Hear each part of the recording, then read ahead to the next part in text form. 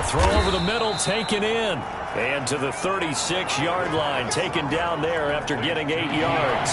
8 yards on the completion, but now they face third down.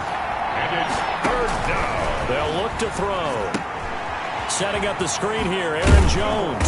And he slips up past the 45 before being tackled.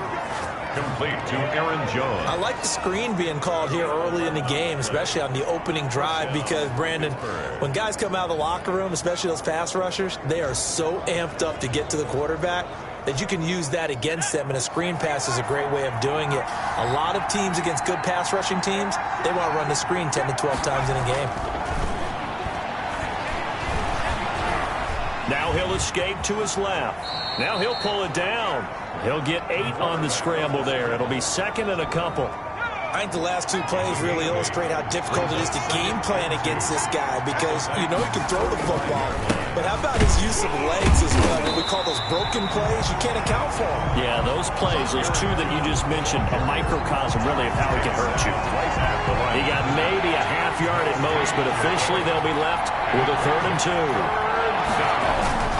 They'll try and run for it with Jones. And Jones is not going to have the first down as they stop him short. A loss of a yard, and it brings up 4th. Nice play right there to stop him behind the line, but I want to see how this defense continues to play him here in the first half. Yeah, we know, you know better than I, he has the ability to take over a game. So what do you do? Yeah, I think you have to make sure that you bottle him in at varying levels, because if you crowd everyone to the line of scrimmage, if he breaks through, there's nothing but room to run. Tannehill and the Titans come up now 1st and 10 from back at their own 10-yard line. Here's the first carry for Austin Eckler. And not much there at all, as he'll get this only up to about the 11. Just a yard on the first down carry, so it's 2nd and 9. 1 yard gain brings up 2nd and 9. A shotgun snap for Tannehill. It's brought in by Adam Humphries. The reception good for 7.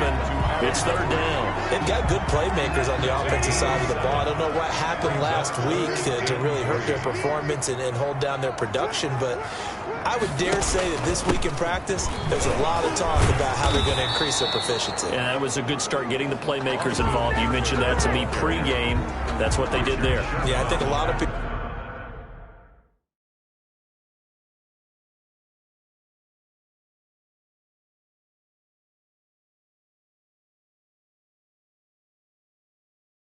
think the coaching staff really gets on them, and that's how they motivate them. Most of these guys are self-motivated. They have a lot of pride in their performance. He punted 4 times in the loss last week as he gets this one away here. A pretty good punt, but a nice 13-yard return. And the Steelers will go on offense here, 1st and 10. So Pittsburgh retakes the field for their second offensive possession. They punted last time they had it. What steps, Charles, do you think they have to take to make sure they don't do that again? Well, let's just go to the football 101, the trade expression 101. Win first down. Make 5, 6, 7 yards on first down and make it a 2nd and 3, 2nd and manageable. Keep accumulating first downs that way. Keep moving the football. You don't want to get behind the sticks, because then the defense has the advantage. Charles, we get a look at the draft class here for this team. What do you think? Well, I think for the most part, I do like what they did, because to me, they got some solid players in the early rounds. And then if I'm correct in my evaluation, they got some great value in the later rounds as well. And he takes this just a few yards shy of the red zone before going out. They give him a gate.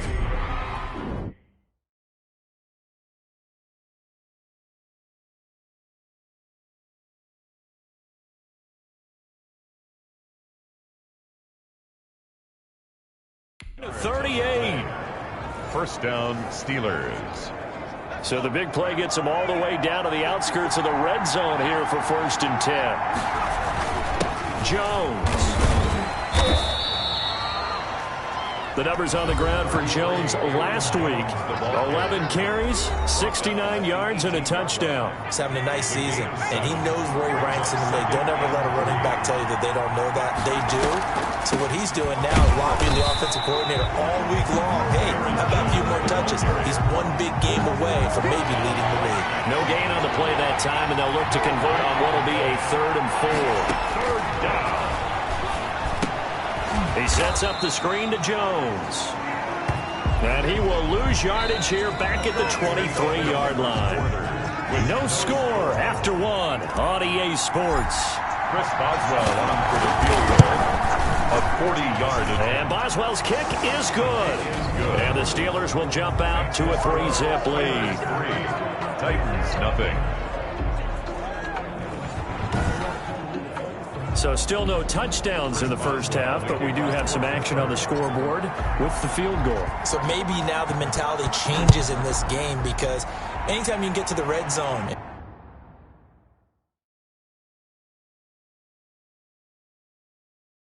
and if you don't come away with 6 points, you feel like it's a disappointment. In a game like this one, being able to kick field goals means you're right there, and then you're just looking for that big break to take you over the top. 27-yard line. The Titans coming back onto the field for their second drive. This one a little slow to get cooking. Just a 3-0 scoreline as they begin with a 1st and 10. They started on the ground with Eckler. Even with that broken tackle, can't go very far. Stopped short of the 30. The tackle there by Richard Sherman. 2 yards on the pickup. It's 2nd and 8. From the 29, Tannehill. That's into the hands of Eckler. Tannehill's pass. 5 yards on the pickup, and they're going to have a 3rd down. That might feel like a little bit of a lost opportunity there for the offense because the defense brought pressure that time. And sometimes against that, you can get out to your running back, and it can turn into a big gain downfield. But what a nice job they did getting to him quickly and holding him to a short gain. And finally out of bounds down near the 10-yard line. A big play there on the catch and run. 56 yards. So on the other side of the field now, it's 1st and 10 as they've got things rolling on this drive. He is caught at the 7-yard line. And he's going to be brought down just shy of the 5 at the 6. They'll contain him to just 4. 2nd down. At the Steelers' 6-yard line. Here is Eckler. And that'll get him halfway there as he takes it from the 6 to the 3-yard line. Well, they didn't get a whole lot out of that one, but I think you got to continue to try and run and try and keep the defense honest. You mean or else they'll just sit back, dare you to throw it on every down? Yeah, you get your quarterback hit a lot that way, too.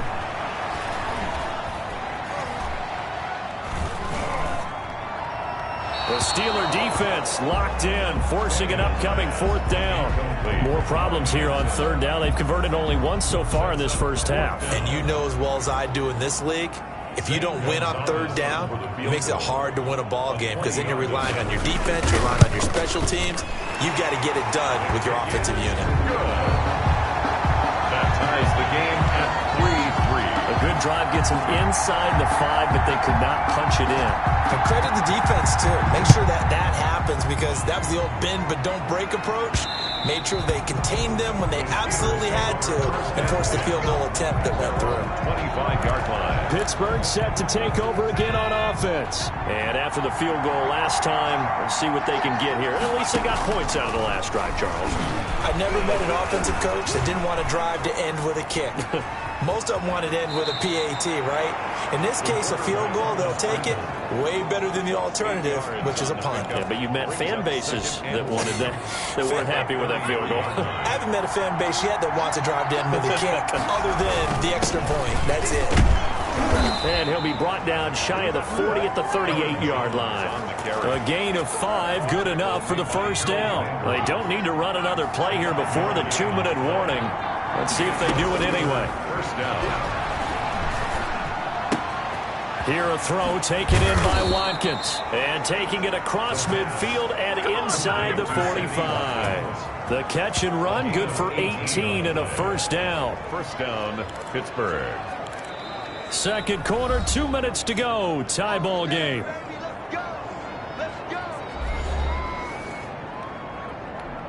A reminder coming up just a few minutes from now. We'll send you to Jonathan Coachman and our crew in Orlando. Coach will have a look back at some of the stats and scores from yesterday's action. Steps away to his left. Looking for Watkins, and it's intercepted. It's Chris Harris with a pick. Defensively that time, they were in zone coverage. As a rookie QB, what lesson can you learn there? Well, understand this. You saw zone in college, and the defensive backs reacted, but they don't react like they do on this level. So when they're in zone and they see the ball coming to them, they'll react at least a half a second faster.